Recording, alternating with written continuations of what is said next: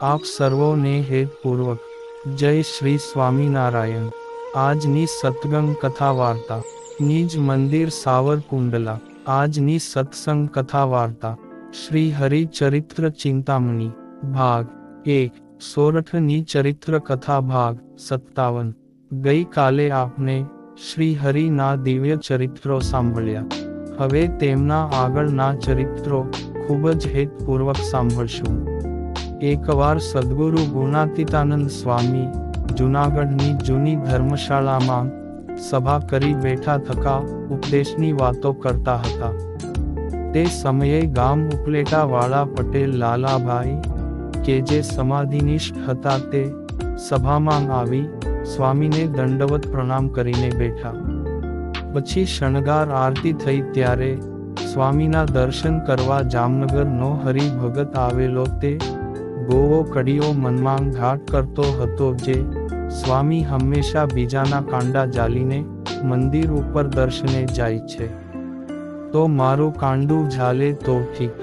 તેથી તેના અંતરની વાત જાણીને સ્વામી બોલ્યા, જે ગોવા અહીં આવ અને લાવ તારું કાંડું ઝાલું।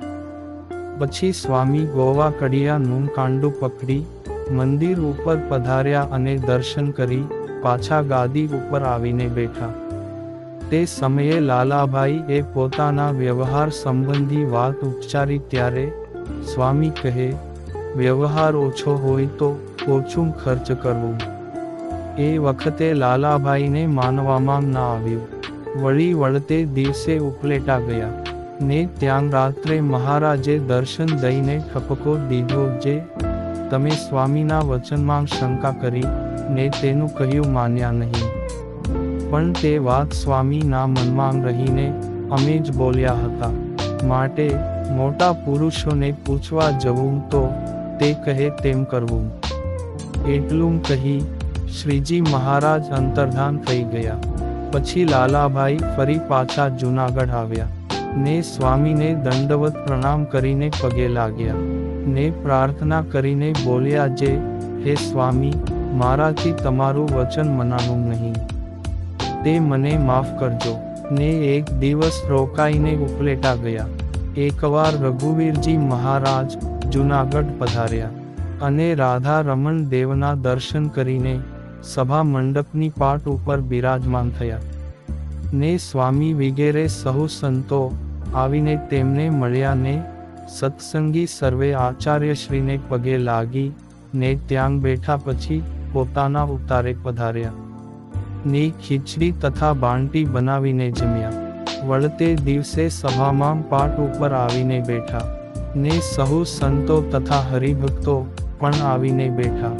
તે વખતે ગામ વંથલીના પટેલ લક્ષ્મીદાસ તથા કલ્યાણભાઈ અને કરમણભાઈ વગેરે આવ્યા। તે આચાર્યશ્રીને દંડવત પ્રણામ કરીને પગે લાગ્યા। પછી બોલ્યા, હે મહારાજ, આપ અમારે ગામ પધારો। ત્યારે મહારાજ શ્રી કહે, તમે ગુણાતીતાનંદ સ્વામીને વાત કરો। ત્યારે સ્વામી બોલ્યા, જે મહારાજ, ત્યાં તો પધારવું જોઈશે। ત્યારે આચાર્ય મહારાજ કહે, તમે પણ સર્વે સંતોને સાથે લઈ ચાલો। પછી તૈયારી કરીને સૌ સાથે સંઘમાં વંથલી ગયા અને પટેલને ઘેર ઉતારા કર્યા। પછી સૌ હરિભક્તોએ વારા ફરતી રસોઈઓ આપી।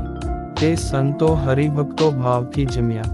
ત્યાંથી ચાલવાની તૈયારી કરી ત્યારે સહુ હરિજનો એ રોકાવા માટે આગ્રહ કર્યો ત્યારે કલ્યાણભાઈ તથા લક્ષ્મીદાસ બોલ્યા, જે અમને ગરીબ ક્યાં સુધી રાખવા છે। તે સાંભળીને આચાર્ય મહારાજ શ્રી તેમના ઘેર રોકાણા ને દૂધપાક તથા માલપુડાની રસોઈ તૈયાર કરી તે થાળ કર્યો ને પછી પોતે જમ્યા અને સંતો હરિભક્તોને પંક્તિ પાડી તેમને પણ જમાડ્યા ને પોતાના થાળની પ્રસાદી લક્ષ્મીદાસને આપી કહ્યું કે આ તમારા કુટુંબીજનોને જમાડજો।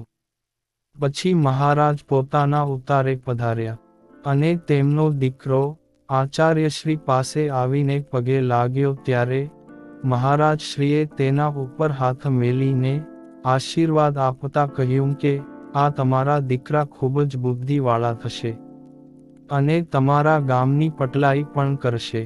પછી સભા પૂરી થઈ તે પોતે સૂતા, ને બીજા દિવસે ત્યાંથી ચાલ્યા તે ગામ વાડેર આવ્યા. તેમની સાથે પટેલ લક્ષ્મીદાસ પણ ગયેલા.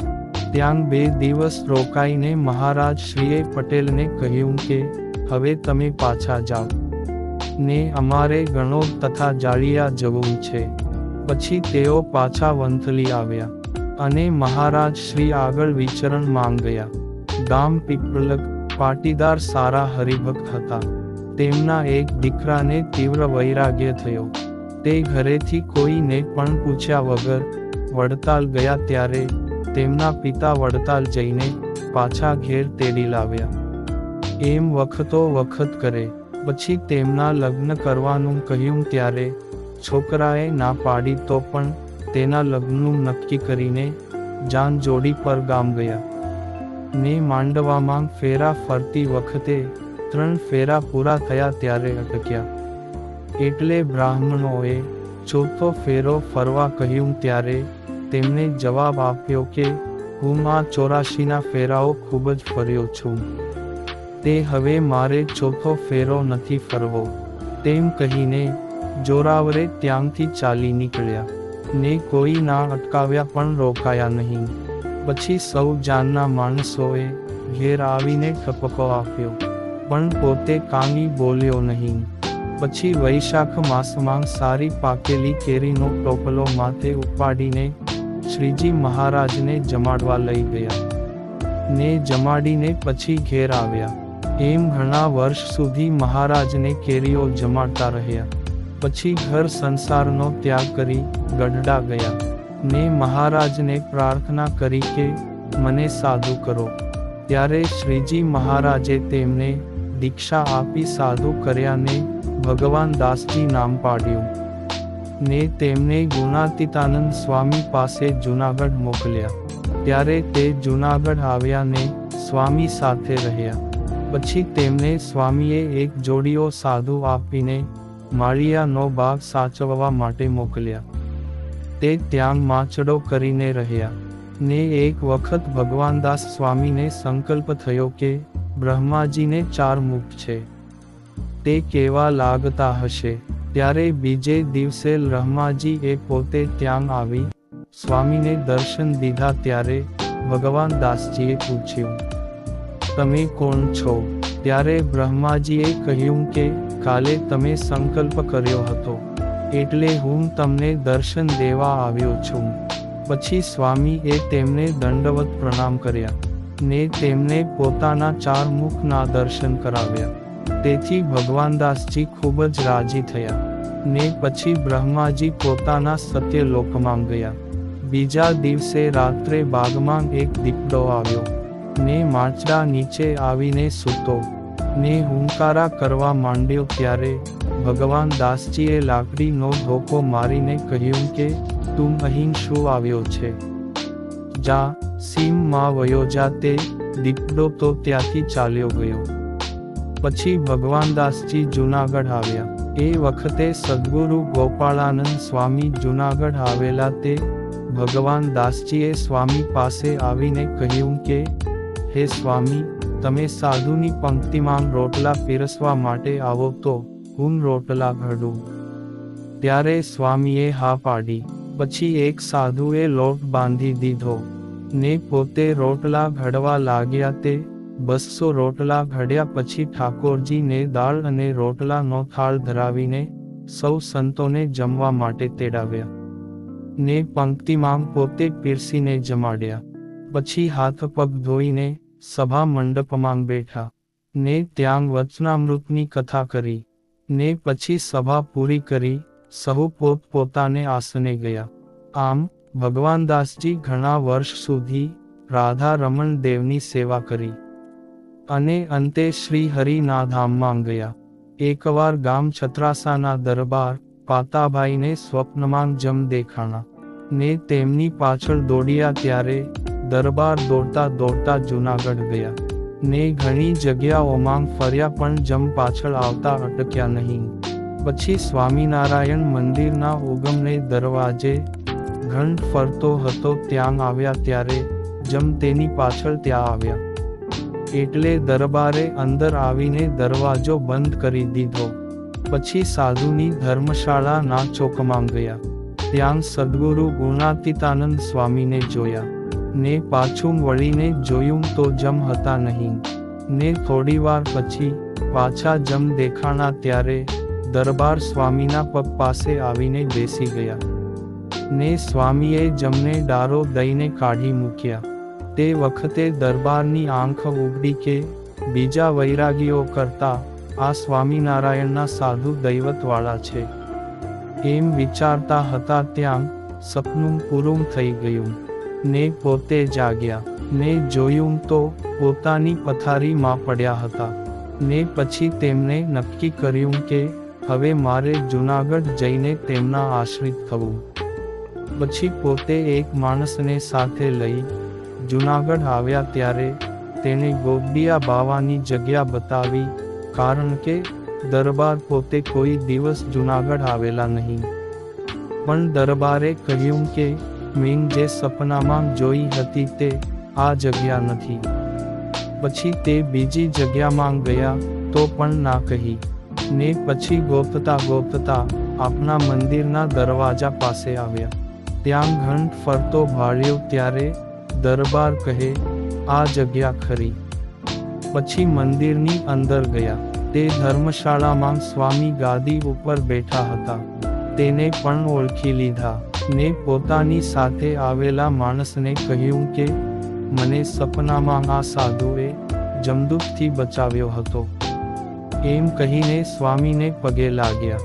ત્યારે સ્વામી કહે, કેમ પાતાભાઈ જમ તે કેવા વસમાંગ છે? ત્યારે તે કહે, એ જમ તો બહુ જ ભૂંડા છે. તે તમે મને તેનાથી છોડાવ્યો એટલે તમારા વર્તમાન લેવા માટે તમારી પાસે આવ્યો છું. પછી સ્વામીએ તેમને વર્તમાન ધરાવી કંઠી બાંધી સત્સંગી કર્યા ને પછી પોતાને ઘેર ગયા.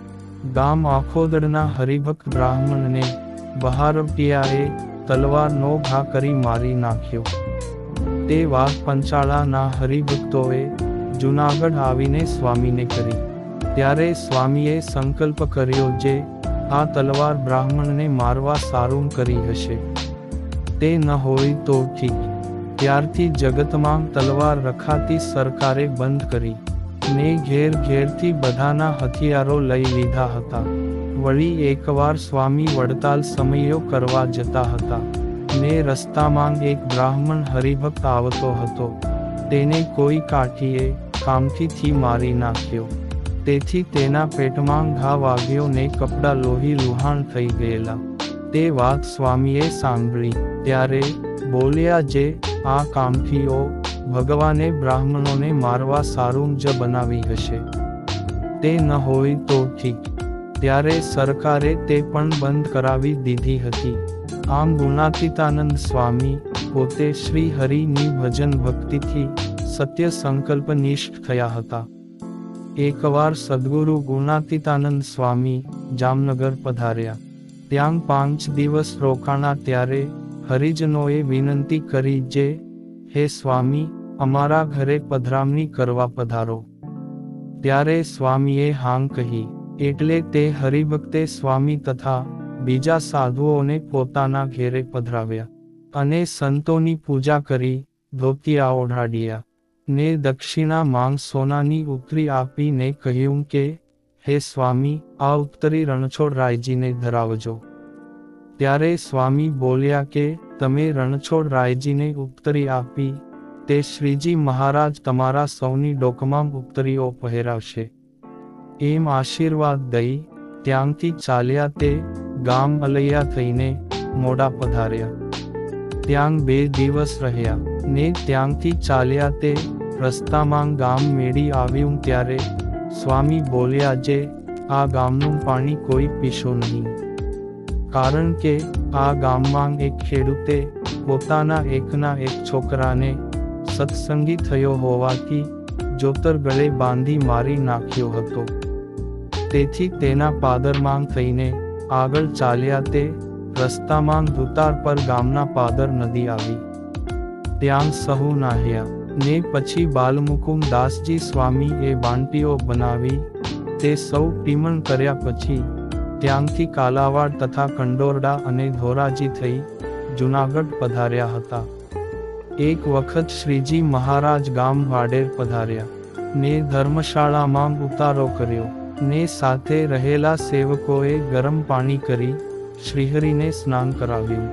તે સ્નાન કરી કોરા વસ્ત્રો ધારણ કરી બાજોપ ઉપર જમવા બેઠા. તે થાળ પીરસ્યો તેમાં ભોજુભાની બાએ ભૂલમાં સાકરની બદલે દળેલું મીઠું દૂધમાં નંખાઈ ગયું. તે શ્રીજી મહારાજ જમી રહ્યા. ત્યાર પછી ખબર પડી પણ મહારાજ તો કાંઈ બોલ્યા નહીં ને હાથ મોઢું ધોઈ જળપાન કરી મુખવાસ લીધો. પછી સાધુઓની પંક્તિ પાડી તેમને પોતે પીરસીને જમાડ્યા ને રાત થઈ તે થોડીવાર જ્ઞાન વાર્તા કરીને પછી પોઢી ગયા ને સવારે ઉઠી નિત્ય વિધિ કરી ઢોલીએ બિરાજમાન થયા અને આગળ સંતો તથા હરિભક્તો બેઠા હતા. તે વખતે આકાશમાંથી અગર ચંદનની વૃષ્ટિ થઈ. તે સભામાં સર્વેએ જોયું ત્યારે નવાઈ પામતા શ્રી હરિને પૂછ્યું તો તેમણે કહ્યું કે ઉપર દેવતાઓના વિમાનોમાં આવીને અમારા ઉપર પુષ્પ તથા અગર ચંદનની વૃષ્ટિ કરી. તે સાંભળી સંતો હરિભક્તો ખૂબ જ રાજી થયા ને શ્રી હરિનો જેવો હતો તેવા મહિમાને સમજ્યા. પછી શ્રી હરિએ જ્ઞાન વાર્તા કરી કે જે જીવ મને સાકાર રૂપે જાણીને મારી ભક્તિ કરે છે તે અવશ્ય મને પામે છે ને મને નિરાકાર સમજનારા તો ભવાત્મીમાં ભટક્યા કરે છે. વળી પરમાત્માને જેવા જાણીને ભજે તેવા ગુણ તે ભક્તમાં આવે છે અને જેવા સ્વરૂપને ભજે તેવા સ્વરૂપને તે પામે છે. એટલે કે શ્રીકૃષ્ણ ભગવાને ગીતામાં કહ્યું છે તેમ જે પિતૃઓને ભજે તે પિતૃઓને પામે, યક્ષોને ભજે તે યક્ષલોકમાં જાય, શિવને ભજે તે કૈલાશપુરી જાય ને ભૂત પ્રેતોને ભજનારા તેમના કર્મ પ્રમાણે તે ગતિઓને પામે છે.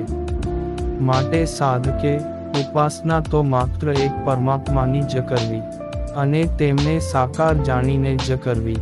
આવી વાત સાંભળીને સર્વે સંતો હરિભક્તો ખૂબ જ રાજી થયા ને હવે પછીના પ્રસંગો આપને આગળના ભાગમાં સાંભળશું. અત્યારે આપ સર્વોને ભાવથી જય શ્રી સ્વામિનારાયણ.